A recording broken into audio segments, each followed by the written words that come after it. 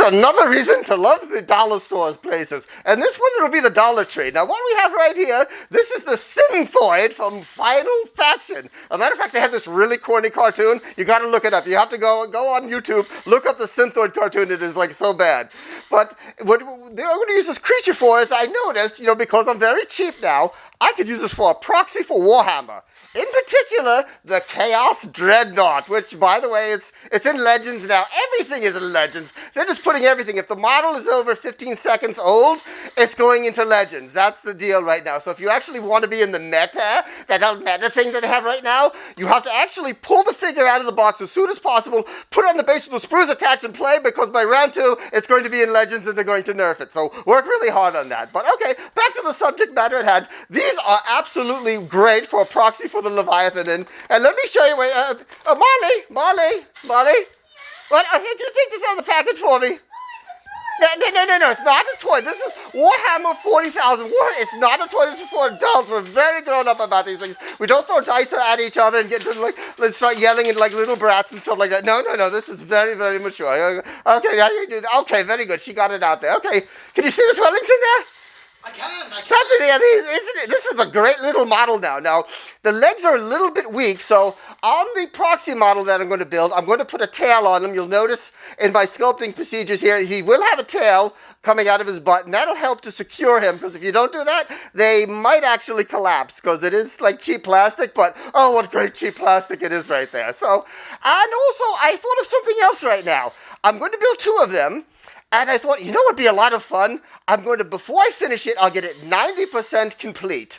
At that point, I'm going to play it in a game, and whatever infantry it kills, because I'm going to have like the siege drill on the end of it, chop them all up. I'm going to put those models on the base all chopped up. And matter of fact, let's show them the film here. This is the film here we did at Shipwreck Games right here. These are the models here, and as it turned out, it ended up being Death Guard versus Death Guard. Now, the reason for that being was everyone chickened out. It was going to be a big apocalypse game. Like, oh, no, we can't handle that. So I had Dan from Death Guard and me. I figured that we were going to go into the center of the field and have a nice picnic and just celebrate everybody chickened out. But you know what happened instead? Typhus was leading them, and Typhus didn't. He attacked me. Hold on. He attacked me. Why did he do that? Hold on. Isn't it because your homebrew chapter of the Death God stole his destroyer hive virus and then mutated them into a man-sized snail poxwalkers? Yeah, kind of. Well, didn't you rip off the movie The Flesh Eaters for these proxies? Okay, no, I told him, maybe, but that's a great movie, by the way. Check that out, The Flesh Eaters. It's in black and white. But, okay, so he had a little right to be miffed at my little homebrew chapter there, which, by the way, the name of my homebrew chapter is the Disorder of the Effervescent Pustule, which I originally called the Order of the Effervescent Pustule, and then I realized, I'm like, wait, this is chaos. How can it be the Order of the Effervescent Pustule? Oh, I'll put this in front of it. So that genius, thank you very much. Indeed. Thank you, like, totally genius here. But, okay, so, as we go right now, we're going to, let's get working on this baby right now. So, okay, here we go. Woohoo! And here we go. Here's the final figure, the Final Faction figures right here. This is the dollar store here from Dollar Tree. Here, this is like, it went for what, like $1.25 or something like that. So we're going to build into the Leviathan. Now here's the actual part. Here's the Leviathan Siege Claw. This is $26. This is $1.25. So this will be the most expensive arm on a very, very cheap model. So here we go. Let's start this guy right over here. First, you have to take it out of the package. Which is, fight, there we go. Now you have to clean them, because in the, when they do the process of manufacturing it, they have separator on it. So what I do is I keep a nice little vat of alcohol here, and I let them soak in there. Okay, get in there, Houdini. Okay, and mix that up, and we can put this guy off to the side for a while, and I might want to turn him around and get the feet cleaned off. So I'm going to just let that soak and let all that wash off. So Baragonis, is that isopropyl alcohol? It's a what? Isopropyl? What is this, Rhiannon? Isopropyl? Yes, actually. I think that's the 70% stuff you just get at the store. So that's the isopropyl, whatever they call it. Okay, so this guy here, he's been cleaned already. Now, I also did a test now. The final faction, we're going to use little bits and pieces and parts and all that. You know, they have all these great parts. Now, the ones, most of them are from the Steadfast Cyborg. But here's another example. And I was wondering, we're going to paint it later. How's the paint going to react to this? So what I did is I took a sample piece and I checked it with the airbrush. I tried some primer on it here. And we're in okay, we've been through this before. The what is it? What is this? According to the Google. Google, yes. The Stinelres. Oh, Stinelres. Okay, so the Stinelres, this is very good airbrush primer for models. And as you can see, I tried it already. We cleaned it with the alcohol and okay, yeah, it's not coming off, it's not flaking off. So, okay, there you go, because sometimes you can get a reaction between primers and plastics and paints where it'll suck the oil out of it and then you can't use it. It all goes to poo-poo hell. Okay, so this guy, he's been cleaned already. And, you know, the arms come off real easy because we're gonna be losing these arms right here. There goes one. There goes two. Okay, and here's the arm ready to go. So what I did here too was I drilled this out and I put a piece of wire in there, and then we're going to do the sand trick where I'm going to coat it with epoxy, then put sand on it and epoxy that inside of there. Okay, and for the other arm though, we're going to need a weapon arm. So let's see. So I'm going to take a piece of wire and I'm going to try to build like the basic shape of, because we only have the one arm, the other one has to be the gun arm. I'm going to come up with a shape that would fit in there and like bend to that. So okay, so here's the wire piece right here. This is what's going to fit in there, and this is going to be for the shooty weapon arm. See, this is the grabby weapon arm. That's the shooty weapon arm. I could buy the actual one, but that'll be like another $26, and I'm too damn cheap. So okay, now the next step is jewelry stores have these for necklaces and things like these. These are, you know, if you go to the any craft store in the jewelry section, you can find these really cool looking shapes. Here's one here. I'm going to make a metal lance, I think it's called. I glued another piece on top of it. So that's going to be the fancy gun arm for the figure right there. Or if you don't want to go to the store, just marry someone who makes jewelry. That's what I did with my wife. Is just like Mrs. Wreap, she likes to make jewelry, and she's like, where did my last piece of jewelry go? You taking it, Baragonis? And I'm like, why are you blaming me for? I didn't take it. You lost it. You're clumsy. So she'll never know, but I'm stealing all her jewelry right now. Be careful what you say, Baragonis. No grits for you tonight. Okay, so anyway. So that's going to go, as you can see, in the final form. I'm going to sculpt. You'll be watching. I was going to sculpt over this, and that'll be the gun arm right there. And okay, I already have this one here because I'm making two of these. That's covered with the sand, so that can be built over. Okay, now and then we have this one, that arm. Okay, let's okay, to the next step. Okay, here we go. Two-part epoxy here. You know, the usual, as I use all the time, the JB Weld, my favorite brand here. And I'm going to goop it on here.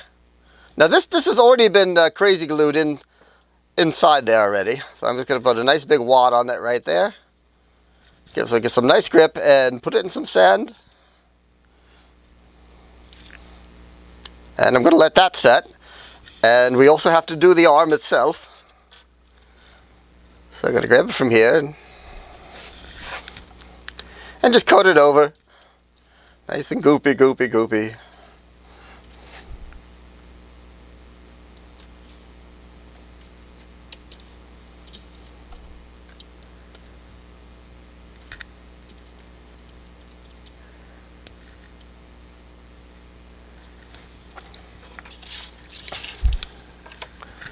Okay, and get that fully covered. And go on. Okay, they're fighting each other there.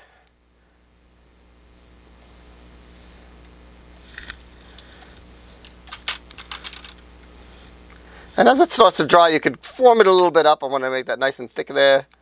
There we go.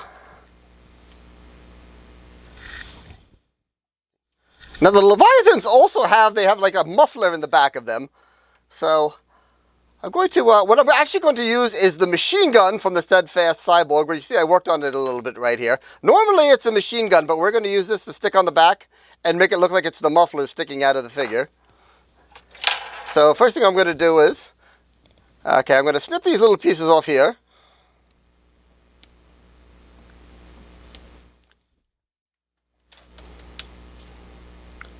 Okay, carefully drill out with the little hand drill right here. And I'd use my regular drill, but it'll go right through my fingers. So this is just, I'm going to keep working it and cleaning it out. Okay, now then I'm going to take a piece of wire right here. This is from a coat hanger I cut down. And I'm going to, I put some epoxy, I have some epoxy left over. I'm going to insert that in the hole, bring that down. Okay, and you see, then I'm going to take it and I'm going to cut it right about here. Okay, so we're going to get to this later, but I'm going to put some Aves epoxy sculpt over this. And I'm going to stick this over. And so they will have the proper muffler, but that'll be a little bit later. I'm going to let that dry first. I don't really need to use the sand trick on this. It'll be close enough. Now, one thing about the Leviathan Dreadnought pilots is the face would be right about here. This is where they would look out of. And being that this is Death Guard, and so the Chaos Marine space types, that they're actually like built into the machine right here. But, okay, so what we're going to do is I'm going to clean this up. Now, I'm going to use a Dremel. Well, maybe I should turn it off so they can hear Wellington.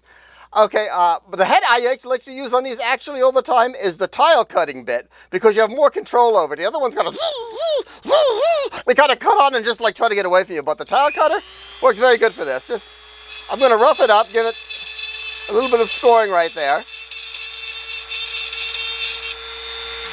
And I'm going to do it over all the parts where I'm going to be adding things, like the part of the humpback right here is going to have several weapons on it and a mouth on it. So I'm just going to give it something to grab.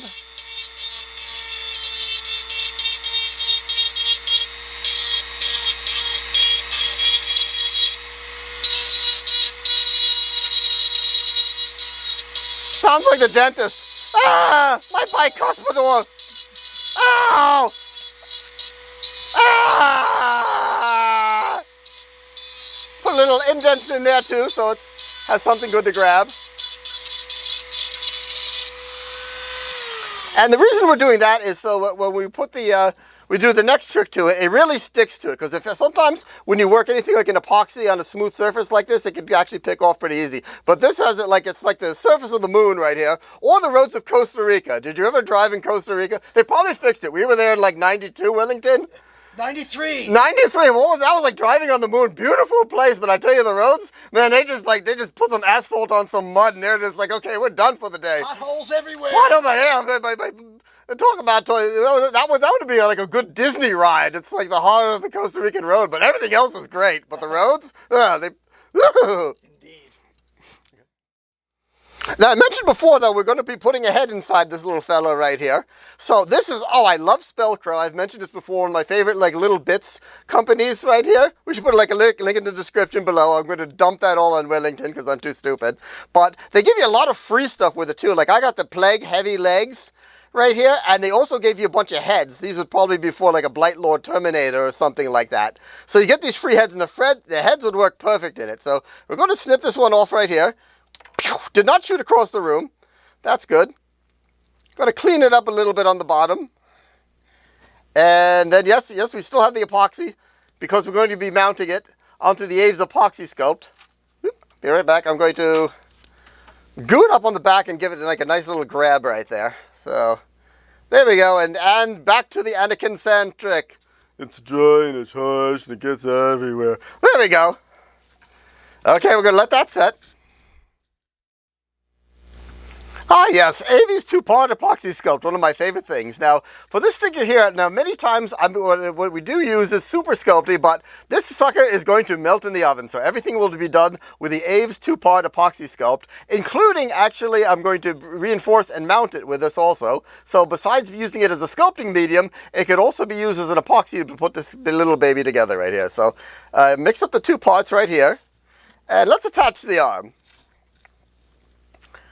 Going to, now yes, and as you know, I've said many times right here, the sand helps it really stick well to it. And then work it into the hole.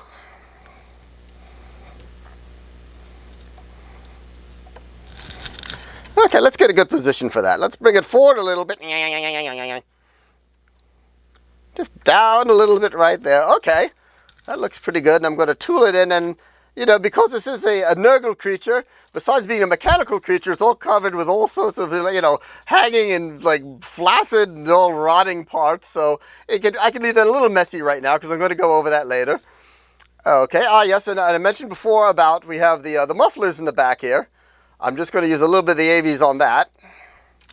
And put the beads on.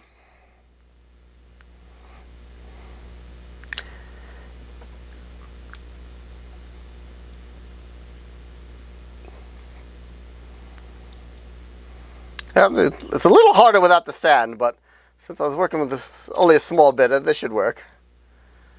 And after I clean it up around here, I hit it with a little bit of CA glue. Okay, a little drop of CA glue will make that permanent. Probably most of it will get on my hands. And then I'm going to do the sand trick on here later on, and that'll be it. Oh, there we go. There's a CA glue on the finger. Here, let me rub my eyes. That's oh, God. Yep. Okay. And there we go. That'll be the backpack. We'll attach that later. Okay, and hey, look at that! It's levitating. Woo! Okay, it comes like 6 inches of skin just came off right there.